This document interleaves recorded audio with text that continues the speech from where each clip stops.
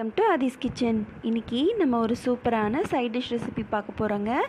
பிரியாணிக்கு வைப்பாங்க இல்லையா கத்திரிக்காய் கிரேவி, அதை எப்படி செய்கிறதுன்னு பார்க்க போகிறோம். அதை எப்படி செய்கிறதுன்னு பார்க்குறதுக்கு முன்னாடி இது வரைக்கும் Athi's கிச்சனை சப்ஸ்கிரைப் பண்ணாதவங்க ப்ளீஸ் சப்ஸ்கிரைப் பண்ணுங்கள். பக்கத்துலேயே இருக்கிற நோட்டிஃபிகேஷன் பெல்லையும் ப்ரெஸ் பண்ணிக்கோங்க. அப்போ தான் நான் போடுற வீடியோஸ் உடனுக்குடனே நோட்டிஃபிகேஷன் மூலமாக உங்கள் மெயிலை தேடி வரும். இப்போ வாங்க எப்படி செய்கிறதுன்னு பார்க்கலாம். ஒரு கடாயில் 2 ஸ்பூன் அளவுக்கு எள்ளும் 2 ஸ்பூன் அளவுக்கு வேர்க்கடலையும் வறுத்து அரைச்சிக்கோங்க. கொஞ்சமாக தண்ணி ஊற்றி ஒரு கடாயில் 2 டேபிள் ஸ்பூன் அளவுக்கு எண்ணெய் ஊற்றி 6 கத்திரிக்காய் எடுத்துருக்கேங்க. அதை 4ஆக வகுந்துக்கோங்க. ஃபுல்லாக கட் பண்ணிடாமல் நல்லா ப்ரௌன் ஆகிற வரைக்கும் வதக்கி தனியாக எடுத்து வச்சுக்கோங்க. இது மாதிரி வதங்கணுங்க. ஃபுல்லாக வேகணும்னு இல்லை, அரை வேக்காடாக வெந்தால் போதும். அதை தனியாக எடுத்து வச்சுக்கோங்க. இது பிரியாணிக்கு சூப்பராக இருக்கும்.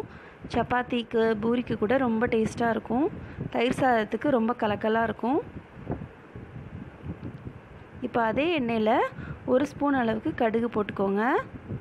2 பெரிய வெங்காயத்தை குட்டி குட்டியாக நறுக்கி போட்டிருக்கேன். அதை நல்லா செவக்க வறுத்துக்கோங்க. அதுக்கப்புறமா 2 ஸ்பூன் அளவுக்கு இஞ்சி பூண்டு பேஸ்ட் இதில் போட்டுக்கிறேங்க.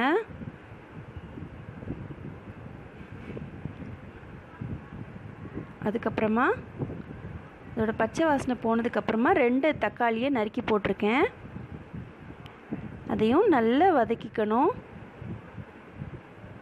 இது ரொம்ப ரொம்ப டேஸ்ட்டாக இருக்கும். ஒரு தடவை செஞ்சு பார்த்தீங்கன்னா சூப்பராக இருக்கும், விடவே மாட்டீங்க. இதோட 2 ஸ்பூன் அளவுக்கு தனியாத்தூள் போட்டுக்கோங்க. அதுக்கப்புறமா 1 ஸ்பூன் அளவுக்கு மிளகாத்தூள், தனி மிளகாத்தூள் இருந்தால் இந்த மாதிரி போடுங்க. இல்லை மிளகாத்தூளும் தனியாத்தூளும் சேர்த்து அரைச்சிருந்தீங்க அப்படின்னா அது மொத்தமாக 3 ஸ்பூன் போட்டுக்கோங்க. இப்போ நல்லா வதக்கிக்கோங்க. இப்போ நல்லா வதங்கினதுக்கப்புறமா தேவையான அளவு உப்பு போட்டுக்கோங்க. உப்பு போட்டுட்டு நல்லா வதக்கிக்கோங்க. இது ரொம்ப ஈஸி, செம காம்பினேஷன் பிரியாணிக்கு.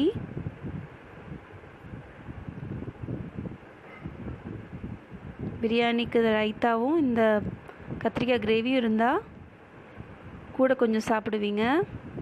இப்போது தக்காளி நல்லா வதங்கிருச்சு இல்லையா, உப்பு போட்டதுக்கப்புறமா நம்ம வதக்கி வச்சுருக்க கத்திரிக்காவை இதில் போட்டுக்கிறோங்க. போட்டுட்டு நல்லா கலந்து விட்டுக்கோங்க. கலந்து விட்டுட்டு ஒரு சின்ன எலுமிச்சம்பழம் அளவுக்கு புளியை நான் தண்ணியில் கரைச்சி வச்சுருக்கேன். அதை இதில் ஊற்றிக்கிறேன். ஊற்றிட்டு நல்லா கலந்து விட்டுருங்க. இப்போ நல்லா கலந்து விட்டுட்டு மூடி போட்டு ஒரு 10 நிமிஷம் போல் கொதிக்கட்டுங்க.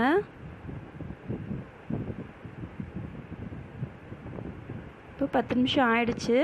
இப்போ நம்ம அரைச்சி வச்சுருக்கோம் இல்லையா, அந்த வேர்க்கடலையும் எள்ளும் இதில் போட்டுக்கோங்க. போட்டுட்டு நல்லா கலந்து விட்டுருங்க. கலந்து விட்டுட்டு திருப்பி ஒரு 5 நிமிஷம் போல் மூடி வச்சுருங்க. இப்போ மூடும்போது கொஞ்சம் அடுப்பை சிம்மில் வச்சுக்கோங்க. ஏன்னா சீக்கிரம் கெட்டி ஆகிடும், அப்புறம் அடி பிடிச்சிரும். அதனால் அடுப்பை சிம்மில் வச்சுட்டு மூடி வச்சுருங்க ஒரு 5 நிமிஷத்துக்கு.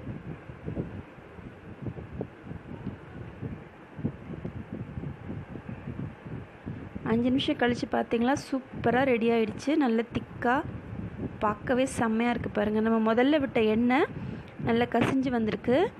இப்போது நம்ம நறுக்கி வச்ச மல்லித்தழையை இதில் போட்டுடலாம். அவ்வளோதாங்க. இது செம்ம செம்ம செம்ம டேஸ்ட்டாக இருக்கும். சப்பாத்தி கூட, பூரி கூட, தயிர் சாதத்து கூட, பிரியாணி கூட, எதுக்குனாலும் கலக்கலாக இருக்கும். ஒரு தடவை ட்ரை பண்ணி பாருங்கள். அப்புறம் உங்கள் வீட்டில் அடிக்கடி இதை செய்வீங்க. இதை ட்ரை பண்ணி பார்த்துட்டு இது எப்படி வந்ததுன்னு மறக்காமல் ஃபீட்பேக்கில் சொல்லுங்கள். இந்த வீடியோ உங்களுக்கு பிடிச்சிருந்துச்சுன்னா லைக் பண்ணுங்கள், ஷேர் பண்ணுங்கள், மறக்காமல் உங்கள் ஃபீட்பேக்கை கொடுங்க. இன்னும் இன்ட்ரெஸ்டிங்கான ரெசிபீஸோடு உங்களை மீட் பண்ணுறேன்.